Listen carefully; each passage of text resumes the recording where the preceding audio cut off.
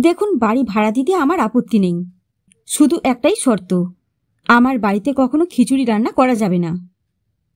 বাড়িওয়ালা লোকটার কথা শুনে বেজায় অবাক হলো সৌগত।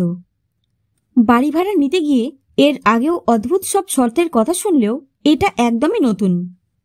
কারণ জানতে চাইলে বাড়িওয়ালা হরিহরবাবু সরাসরি বললেন, অত শত বলা যাবে না, এই শর্ত মানতে না পারলে বাড়ি আমি ভাড়া দেব না। সৌগত তখন মরিয়া হয়েই বলল, আরে না না, এমনি জিজ্ঞেস করছিলাম, আপনার শর্ত মেনে নিতে আমার কোনো আপত্তি নেই। আসলে বাড়িটা সৌগতর খুবই পছন্দ হয়েছিল। শহরের শেষ প্রান্তে নিরিবিলি পরিবেশে বাড়িখানা। বাড়ির সামনে লোহার গেটের উপরটা ছেয়ে আছে বাগানবিলাস গাছে। সেই গেট পেরিয়ে বাঁধানো পথ দিয়ে 10 পা হেঁটে গেলেই আধা পাকা ভবন। বাড়ির পিছনে অনেকখানি জায়গা জুড়ে আম, জাম, পেয়ারা আর লিচুর বাগান। সব মিলিয়ে কেমন একটা শান্তি শান্তি ভাব যেন ঘিরে আছে পুরো বাড়িটাকে। এতদিন বাড়িওয়ালা হরিহরবাবু নিজেই থাকতেন এখানে। এখন বয়স হয়ে যাওয়ায় ছেলেদের সাথে বড় শহরে গিয়ে থাকবেন বলে স্থির করেছেন, তাই বাড়িটা ভাড়া দিয়ে যাচ্ছেন। সৌগতও এই শহরে নতুন বদলি হয়ে এসে থাকার জন্য একটা বাড়ি খুঁজছিল কিছুদিন ধরেই। এক সহকর্মীর কাছ থেকে খবর পেয়ে বাড়িখানা দেখতে এসে ব্যাটে বলে মিলে গেল। কথাবার্তা পাকা করে 1 মাসের ভাড়া অগ্রিম দিয়ে পরের রবিবারই সেই বাড়িতে উঠে এলো সৌগত। হরিহরবাবু বলে গেলেন, প্রতি মাসের ভাড়াটা তার অ্যাকাউন্টে দিয়ে দিলেই হবে, আর কোনো ঝামেলা ঝঞ্ঝাট হলে ফোনে জানালেই তিনি লোক পাঠিয়ে সমাধানের ব্যবস্থা করে দেবেন।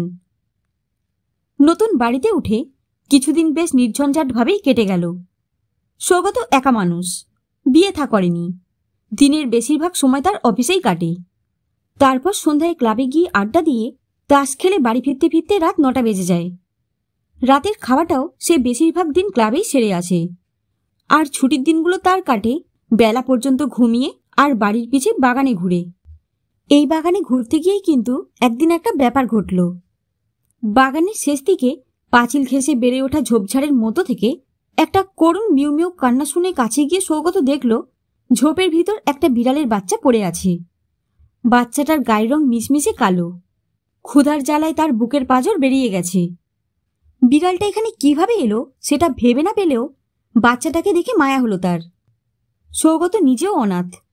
ছোটবেলাতেই বাবা মাকে হারিয়ে অনেক কষ্টে বড় হয়েছে। বিড়াল ছানাটার সাথে খুব সহজেই তাই নিজের মিল খুঁজে পেল সে। সেদিন ছানাটাকে ঝোপের থেকে তুলে নিয়ে এসেছিল সৌগত। সেই থেকে তার সাথেই আছে ছানাটা। একটু বড় হলে সৌগত তার নাম রেখেছে রুক্মিণী। খুব চুপচাপ শান্ত স্বভাবের বিড়াল রুক্মিণী। সারাদিন আপন মনে বাগান জুড়ে খেলা করে। আর সৌগত যখন বাড়িতে থাকে তখন সারাটা সময় তার পায়ে পায়ে ঘুরে বেড়ায়। মাস 4 পরের এক রবিবার, সেদিন সকাল থেকে বাড়িতেই ছিল সৌগত। বাড়িতে না থেকে উপায়ও নেই। নিম্নচাপের দরুন দিন 2 ধরে টানা বৃষ্টি হচ্ছে, সেই সাথে ঝোড়ো হাওয়া।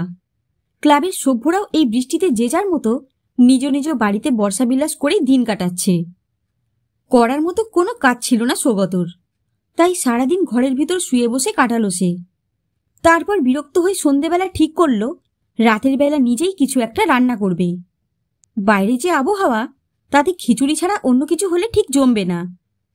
কিন্তু হরিহরবাবু স্পষ্টভাবে মানা করে গিয়েছিলেন এ ব্যাপারে। অনেক ভেবে সৌগত নিজেকে বোঝালো, আর এই নিয়ম তো তৈরিই হয় ভাঙার জন্য। আর তাছাড়া এমন বৃষ্টির দিনে একটু খিচুড়ি বেগুন ভাজা খাওয়ার জন্য যার মন না কাঁদে, তাকে কি ঠিক বাঙালি বলা যায়? সৌগতর পায়ের কাছে গুটিসুটি হয়ে শুয়েছিল রুক্মিণী। তার দিকে চেয়ে সৌগত জিজ্ঞেস করল, কি বলিস, আজ খিচুড়ি হবে নাকি? রুক্মিণী কি বুঝল কে জানে, সে বলল মিউ। সেটাকেই রুক্মিণীর সম্মতি ধরে নিয়ে বেশ, তাহলে তাই হোক বলে খিচুড়ি রান্নার আয়োজনে ব্যস্ত হয়ে পড়ল সৌগত। রাঁধুনি হিসেবে সৌগতর বেশ সুনাম আছে।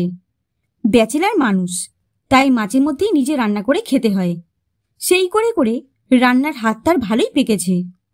সন্ধেবেলা অনেকক্ষণ বিদ্যুৎ ছিল না, তাই পেঁয়াজ রসুন আদা কেটে চাল ডাল ধুয়ে নিয়ে খিচুড়ি রান্না শুরু করতে করতে রাত 8টা বেজে গেল। হাঁড়িতে তেল দিয়ে তাতে পেঁয়াজ রসুন আর মশলা কষিয়ে চাল ডাল ছেড়ে নাড়া দিতেই একটা মন ব্যাকুল করা সুগন্ধ ছড়িয়ে পড়ল বাতাসে। বাইরে তখন ঝমঝম বৃষ্টি হচ্ছে, মাঝে মধ্যে বিদ্যুৎ চমকাচ্ছে। রান্নাঘরের খোলা জানলা দিয়ে ঠান্ডা বাতাস এসে চুলার আগুন নিভিয়ে দিচ্ছিল। তাই সৌগত হাত বাড়িয়ে জানলাটা টেনে দিতে গেল। আর সেই সময় বিদ্যুৎ চমকের আলোতে তার চোখ পড়ল বাইরের বাগানে বুড়ো আম গাছটার নিচে। সাথে সাথে নিজের জায়গায় স্থির হয়ে গেল সে। একটা কালো ছায়ামূর্তি যেন দাঁড়িয়ে আছে গাছটার নিচে। আবার বিদ্যুৎ চমকাতেই কিন্তু সেই ছায়ামূর্তিকে আর দেখা গেল না। সৌগতের মনের ভিতর একটা অস্বস্তিবোধ হতে লাগল। এই বাড়ির আশেপাশে অন্য কোনো বাড়ি নেই, তার উপরে এমন ঝড় বৃষ্টির রাত। এমন রাতে চোর ডাকাত পড়া অস্বাভাবিক নয়। রান্নাটা চুলায় রেখে পিছনের বারান্দায় গিয়ে দাঁড়ালো সে। বারান্দা থেকে বাগানের অনেকটা অংশ দেখা যায়। অন্ধকারের ভিতরে সেদিকে চেয়ে সৌগতর মনে হলো প্রতিটা গাছের নিচেই যেন একটা করে ছায়ামূর্তি দাঁড়িয়ে আছে। আর একটু হলেই ভয় চিৎকার করে উঠতে যাচ্ছিল সৌগত। কিন্তু এমন সময় আকাশে বড় করে বিদ্যুৎ চমকালো, আর সাথে সাথেই সেই ছায়ামূর্তিগুলো নিমেষে অদৃশ্য হয়ে গেল। ব্যাপারটা বুঝতে পেরে নিজের মনেই হেসে উঠল সৌগত। আসলে গাছের নিচে অন্ধকার জমাট হয়ে অমন দেখাচ্ছে, আর তাই তো বিদ্যুৎ চমকালে আবার নেই হয়ে যাচ্ছে।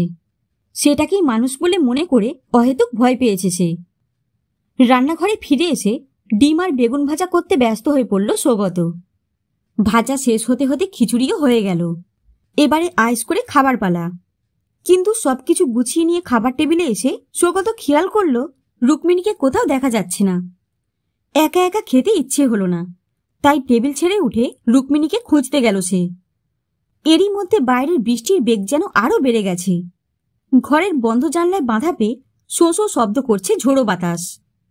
রুক্মিণীকে খুঁজে পাওয়া গেল শোবার ঘরে। বিছানার উপর কাঁথার নিচে জড়সড় হয়ে আছে সে। সৌগত তাকে ডেকে বলল, আয় রুক্মিণী, খাবার হয়ে গেছে। রুক্মিণী কিন্তু উঠল না, বরং গলার লোম ফুলিয়ে কাঁথার আরো ভিতরে ঢুকে গেল। বিড়ালেরা একটু শীতকাতুরে হয়, সেটা সৌগতর জানা ছিল। কিন্তু রুক্মিণীর আজকের আচরণটা কেমন অস্বাভাবিক মনে হলো তার কাছে। মনে হলো রুক্মিণী যে জড়সড় হয়ে আছে সেটা ঠিক শীতের কারণে নয়, বরং কেমন একটা ভয়ের ভাব যেন ফুটে উঠেছে তার সবুজাব দুই চোখে। সৌগতর খুব খিদে পেয়েছিল, তাই আরো বার দুয়েক ডাকাডাকি করেও রুক্মিণী সাড়া না পেয়ে খাবার টেবিলে ফিরে গিয়ে পাত পেরে বসল সে। গরম খিচুড়ি, ডিম আর বেগুন ভাজা সুবাসে ভরে উঠল পুরো ঘরটা। বেগুন ভাজা দিয়ে খানিকটা খিচুড়ি মেখে নিয়ে সবেমাত্র মুখে দিয়েছে সৌগত। এমন সময় আচমকা বিদ্যুৎ চলে গিয়ে ঘরটা অন্ধকার হয়ে গেল। এমন অবস্থার জন্য সৌগত আগে থেকেই প্রস্তুত ছিল।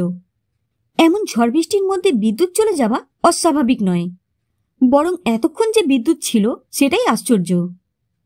একটা দীর্ঘশ্বাস ফেলে পকেটের মোবাইলটা বের করে টর্চ জ্বালালো সৌগত, আর সাথে সাথেই চমকে উঠে চেয়ার সহ উল্টে পড়ল। এ কি দেখছে সে? এরা কারা? নিজের চোখকে বিশ্বাস হতে চাইল না সৌগতর। জনাদশেক কালো লিকলিকে ছায়ামূর্তি ঘিরে দাঁড়িয়েছে টেবিলের চারপাশে। দেখতে মানুষের মতো মনে হলেও তাদের জীর্ণ শরীরের হাড় গোনা যায়। বুকের চামড়া ঠেলে বেরিয়ে আছে পাঁজরের হাড়। কারো কারো গায়ে চামড়াও নেই, তার বদলে বেরিয়ে আছে সাদা সাদা হাড়ের শাড়ি। অক্ষিকোটরের অতল গভীরতা হতে সেই প্রেতমূর্তিগুলো জ্বলন্ত ক্ষুধার্ত চোখে চেয়ে আছে টেবিলের উপরে রাখা খিচুড়ির হাড়ির দিকে। সৌগতর আতঙ্কিত চোখের সামনেই সেই ছায়ামূর্তিগুলো একযোগে ঝাঁপিয়ে পড়ল হাড়ির উপরে। তারপর ঘরের ভিতর যে নরককাণ্ড সৃষ্টি হলো তা বর্ণনার ভাষা জানা নেই সৌগতর। হাড়ির সেই যৎসামান্য খিচুড়ি নিয়ে টানাটানি, হাড়ে হাড়ে গুঁতো লাগার খটখট শব্দ, আর প্রেতদের চিলচিৎকারে কানে তালা লেগে যাবার উপক্রম হলো। হাড়ির খিচুড়ি নিঃশেষ হয়ে যেতেই মূর্তিগুলো দৃষ্টি পড়ল সৌগতর উপর। মুখে দিতে যাওয়া এক মুঠো খিচুড়ি ছড়িয়ে ছিটিয়ে পড়েছিল সৌগতর শরীর জুড়ে। সেই খিচুড়ির লোভে মূর্তিগুলো এবারে পায়ে পায়ে এগিয়ে আসতে শুরু করলো তার দিকে। মূর্তিগুলোর অস্থিসার শরীর আর ধিকি ধিকি জ্বলতে থাকা চোখের দিকে চেয়ে আতঙ্কে দমবন্ধ হয়ে আসতে চাইল তার। এখনই হয়তো ক্ষুধার্ত সেই মূর্তিগুলো একযোগে ঝাঁপিয়ে পড়বে তার উপর, আর তারপর খুবলে খুবলে খাবে তার দেহটা। ভয় চোখ বন্ধ করে সে সময়ের জন্য প্রস্তুত হলো সৌগত। ঠিক এমন সময় একটা কুচকুচে কালো মাংসপিণ্ড যেন অন্ধকারের মধ্যে থেকে ছুটে এসে লাফিয়ে পড়ল তার আর প্রেত মূর্তিগুলোর মাঝে। আচমকা বাঁধা পেয়ে থমকে দাঁড়ালো মূর্তিগুলো। ওদিকে প্রচণ্ড আক্রোশে গলার লোম ফুলিয়ে সেই কালো পিণ্ডটা ডেকে উঠল, ম্যাও ম্যাও। একদিন যে অসহায় বাচ্চাটাকে ঝোপের ভিতর থেকে কুড়িয়ে এনেছিল সৌগত, আজ সেই এসে আগলে দাঁড়ালো তাকে। রাগে গড়গড় করতে করতে সাদা দাঁত আর নখ বের করে প্রেতমূর্তিগুলোর দিকে ঝাঁপিয়ে পড়ল রুক্মিণী। রুক্মিণীর রুদ্রমূর্তি দেখে বিকট চিৎকার করে একে একে ভোজবাজির মতো হাওয়ায় মিলিয়ে গেল সেই মূর্তিগুলো। আর সেই সাথে প্রচণ্ড মানসিক উত্তেজনার অবসান হতেই জ্ঞান হারালো সৌগত। এইভাবে কতক্ষণ পার হয়েছিল তা মনে নেই সৌগতর। জ্ঞান ফিরলে সে দেখল বাইরে ঝড় থেমে গেছে, বিদ্যুৎও চলে এসেছে, আর রুক্মিণী তখনও একই রকমভাবে দাঁড়িয়ে আছে তার গা ঘেঁষে। বাকি রাতটুকু শেষ হয়ে ভোরের আলো ফুটতেই হরিহরবাবুকে ফোন করে ঘটনাটা জানালো সৌগত। সব শুনে হরিহরবাবু বললেন, আপনি যখন সব জেনেই গেছেন তখন আর লুকিয়ে লাভ নেই। আসল ব্যাপারটা আমরা নিজেরাও ঠিক জানি না, তবে শুনেছি লোকালয় হবার আগে ওখানে একসময় একটা গ্রাম ছিল। অনেক বছর আগে এক দুর্ভিক্ষের সময় সেই গ্রামের অসংখ্য মানুষ না খেতে পেয়ে মারা যায়। তাদেরই অতৃপ্ত আত্মা এখনো মাঝে মধ্যে ফিরে আসে এই বাড়িতে।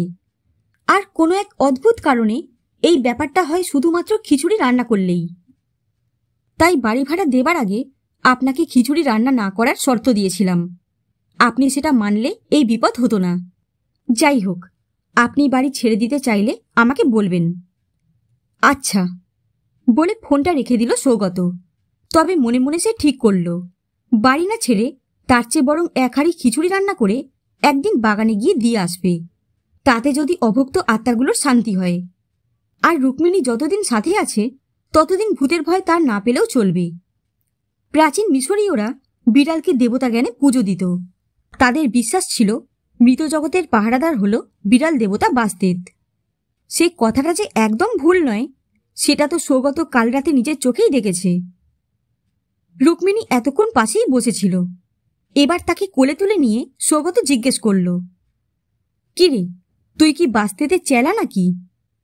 রুক্মিণী বলল, ম্যাও।